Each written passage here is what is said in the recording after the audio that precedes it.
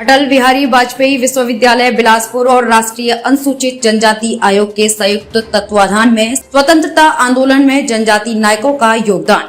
बिलासपुर में आज अटल बिहारी वाजपेयी विश्वविद्यालय बिलासपुर और राष्ट्रीय अनुसूचित जनजाति आयोग के संयुक्त तत्वाधान में स्वतंत्रता आंदोलन में जनजाति नायकों का योगदान विषय पर राष्ट्रीय सम्मेलन का आयोजन अटल बिहारी वाजपेयी विश्वविद्यालय के कोनी स्थित प्रशासनिक सभागार में आयोजित हुआ। इस सम्मेलन के मुख्य अतिथि प्रहलाद पटेल केंद्रीय मंत्री खाद्य प्रसंस्करण और उद्योग रहे। सर्वप्रथम अतिथियों ने स्वतंत्रता आंदोलन में शहीद जनजाति नायकों की प्रदर्शनी का उद्घाटन किया। उसके बाद वैभव सुरंगी के द्वारा सम्मेलन की प्रस्तावना और उद्देश्य पर प्रकाश डाला गया।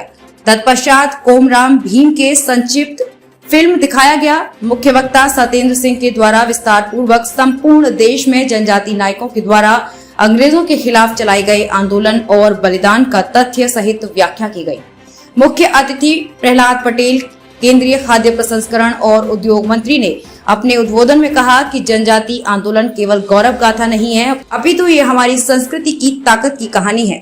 ये जनजाति समाज ने जितना बलिदान देश के लिए किया है अन्य समुदायों ने नहीं किया, परंतु दुर्भाग्यवश उन्हें वो सम्मान और स्थान इतिहास में नहीं मिल पाया। उसके बाद राष्ट्रीय अनुसूचित जनजाति आयोग नई दिल्ली के द्वारा निर्मित फिल्म को सभी के समक्ष प्रदर्शित किया गया। तत्पश्चात राष्ट्रीय अनुसूचित जनजाति आयोग के रविशंकर ने राष्ट्रीय अनुसूचित जनजाति आयोग नई दिल्ली के अधिकार और दायित्वों का व्याख्या किया और विद्यार्थी और गणमान्य नागरिकों के प्रश्नों का जवाब देते हुए उनके साथ संवाद किया।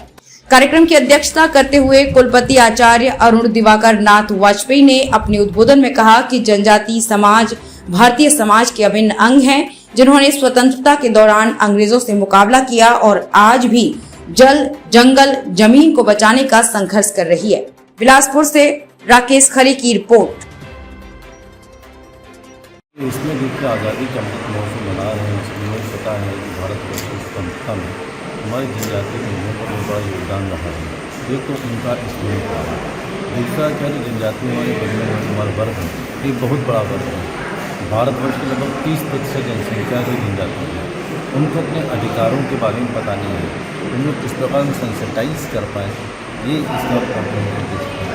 तीसरा ये था कि भाई विश्वविद्यालय है, विश्वविद्यालय कानून होता है जनजागरण करने का। अनुसूचित जनजाति आयोग ने 125 विश्वविद्यालयों में इस प्रकार के कार्यक्रम आयोजित करने का निर्णय लिया है।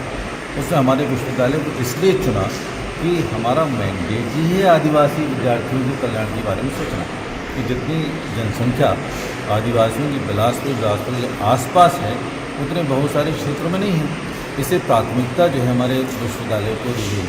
आज हमारे कार्यक्रम में अटल बिहारी वाजपेयी विश्वविद्यालय में प्रहलाद पटेल जी आए, उन्होंने अपना अच्छा उद्बोधन दिया। अनुसूचित जनजाति आयोग के प्रतिनिधि हमारे बीच में आए, हमने प्रदर्शनी यहाँ पे लगाई हुई, एक वीडियो दिखाया गया जिसमें किस प्रकार से जनजाति आयोग जो है भिन्न भिन्न कानूनों के प्रति उद्देश्य यही है कि जो अंतर बना हुआ है जनजाति वर्ग का, एक वर्ग विशेष जैसा बना हुआ है, उसको हम विकास की धारा में किस प्रकार से जोड़ पाए। और जैसा कि प्रहलाद पटेल भी कह रहे थे कि हम जो है जब 25 वर्ष बाद 100वां वर्ष बना रहे हैं तो उसमें हम क्या करेंगे, तो मैं तो ये कहूँगा वो 100वां वर्ष ऐसा वर्ष होगा जिसमें आदिवासी गैर आदिवासी अंतर खत्म हो जाएगा। उस लक्ष्य की ओर हमें बढ़ना है। सर, कॉलेज में एडमिशन बहुत कम हो रहे हैं। अभी तक 25 से 30% जो एडमिशन हुए हैं विद्यार्थी ड्यूअल कोर्स में एडमिशन इंटरेस्ट नहीं ले रहे हैं। क्या वजह नज़र आ रही है इसकी? देखिए, इस पर तो हम लंबी चर्चा करेंगे। 25% नहीं है, वो तो दैनिक भाषण ने छापा है कैलकुलेशन करके। अभी 30 नए कोर्सेज हमने शुरू किया। अभी जुमा मुश्किल से एक 15-20 दिन ही हुए हैं। उसमें प्रवेश की प्रक्रिया जो भी चल रही है, जो है रेगुलर जो प्रोग्राम्स हमारे हैं, जो 5 डिपार्टमेंट्स हमारे हैं, उसमें अच्छी संख्या में विद्यार्थियों ने प्रवेश किया है और उनकी रुचि है। जहाँ जहाँ कमी है उसको हम प्रयास करते हैं कि नहीं। सर, अगस्त का महीना बीत चुका है, सितंबर शुरू हो गया, फिर भी एडमिशन फर्स्ट ईयर में ना के बराबर है। क्या वजह नज़र आई मुख्यतः इस पीछे? देखिए, ऐसा वजह तो विद्यार्थियों की चॉइस होती है। विद्यार्थी की जो रुचि है, अभिरुचि है, वही उनकी समझ रुचि होती है। वो स्वतंत्र भारत में हम किसी की जरूरत को पढ़ नहीं सकते। हाँ, हम सुविधाएं प्रदान करते हैं। हमारे पास अच्छी लैब है, अच्छी टीचर्स हैं, लाइब्रेरी भी हमारे पास आप पढ़ सकते हैं। लेकिन मान लीजिए किसी कोर्सेज की डिमांड ही नहीं मार्केट में, अब देखिए आप इंजीनियरिंग में एडमिशन कम हो रहे हैं, इंजीनियरिंग में एडमिशन हो रहे हैं, डेंटल में कम हो रहे हैं, तो उसके लिए तो कोई हम परिणाम लेट आए सर, यही एक वजह है? नहीं, परिणाम हमारे समय पर नहीं, कॉलेज स्कूलों के जो परिणाम लेट आए CBSE स्कूल के परिणाम हो सकता है कि लेट आया, उसका कारण हो सकता है। दूसरा क्या, बहुत सारे यूनिवर्सिटी शुरू हुई, ऑनलाइन कोर्सेज की बात काफ़ी चल रही है। अब डिजिटल यूनिवर्सिटी जल्दी चली जाएगी, विद्यार्थी उधर चले जाएंगे, तो ये सब चीज़ें तो चलती रहती हैं। कभी बूम आता है, कभी लीप ईयर आता है, ऐसे नहीं सकती है। आप लोग आकलन करेंगे आने वाले समय में किस तरीके से ये स्टूडेंट की संख्या यहाँ बढ़े और विद्यार्थी प्रवेश? हमारा प्रयास निरंतर चलता रहता है, ऐसा नहीं हमने प्रयास नहीं किया है। प्रयास इस बार भी किया, हमारे टीचर्स ने प्रयास किया, हमारे एलुमनी एसोसिएशन है वो प्रयास करता है।